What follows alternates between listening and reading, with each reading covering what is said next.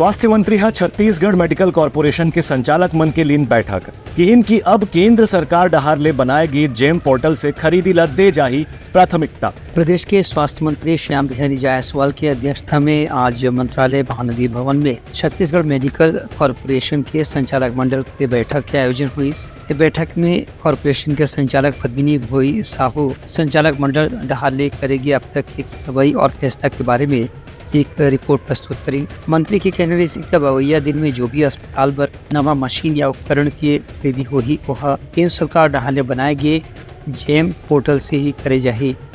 वर्तमान में प्रचलित अनुबंध दर ला वह निरस्त करे की घोषणा करी। उनकर कहने से कि यदि जो सामान जेम पोर्टल में उपलब्ध नहीं होगी तभी उस सामान की खरीदी खुला निविदा के माध्यम से करी जाही। एक से भ्रष्टाचार ऊपर रोक लगाए में निश्चित रूप से मदद मिली। उनकर कहने से कि कॉर्पोरेशन डहार ले अपन विवेक के अनुसार कोई भी निर्णय लेकर के खरीदी करना एक अनुमति नहीं दे जाही, बल्कि शासन के स्तर में मंत्रिमंडल में जब फैसला के अनुमोदन हो जाही ओकर बाद ही उपकरण की खरीदी करे जाही। Bureau report Uttarakhand news.